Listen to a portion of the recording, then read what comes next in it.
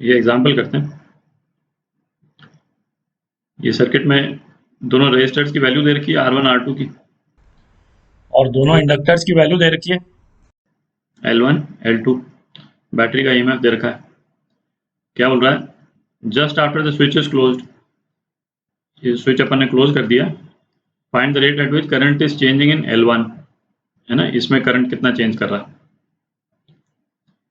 अब इसमें देखें, जैसे हमने कहा था बिल्कुल at t is equal to 0 inductor कैसे बिहेव करता है, ओपन सर्किट के रूप में बिहेव करता है।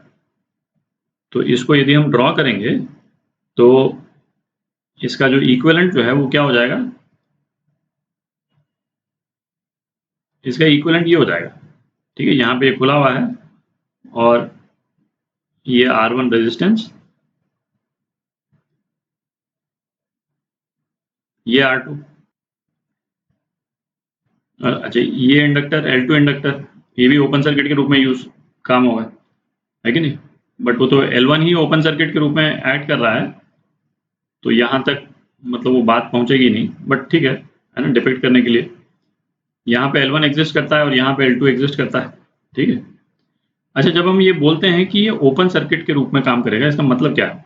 मतलब ये है कि हमने देखा था कि इंडक्टर के अक्रॉस जो EMF इंड्यूस हो जाता है वो बैटरी के जस्ट अपोजिट और बैटरी के EMF के इक्वल मैग्नीट्यूड में हो जाता है, ठीक है। तो अब जैसे ये L1 में करंट जब राइज करेगा, इस सर्किट में जो है वो करंट किस डायरेक्शन में फ्लो करेगा, इस डायरेक्शन में फ्लो करेगा, लेकिन इसको यदि हम I बोल देते हैं तो L1 में जो EMF इंड्यूस होगा वो किस डायरेक्शन में होगा, इस डायरेक्शन में होगा, EL, ठीक है। और ये जो चीज हम बोल रहे हैं इसका बैटरी इक्विवेलेंट, है ना, बैटरी इक्विवेलेंट हम केवल बनाते हैं इसका EMF का डायरेक्शन डिनोट करने के लिए, है ना, ताकि क्लैरिटी रहे। केवल एरो में कई बार कंफ्यूजन हो जाता है। तो इस डायरेक्शन में जो है इसमें EMF इंड्यूस होगा, ठीक है। तो at t is equal to 0 हमको क्या मालूम है कि जो इसका मैग्नीट्यूड है EL का मैग्नीट्यूड किसके बराबर होगा, E के बराबर होगा, ठीक है। और E कितना है, 10 वोल्ट है, ठीक। और EL कितना होता है, L di/dt।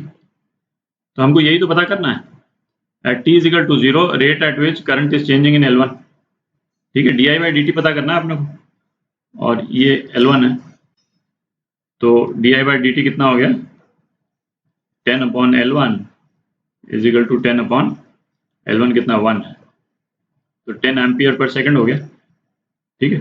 तो इस रेट से L1 में करंट चेंज करेगा बिल्कुल at t is equal to 0 पे, ठीक है।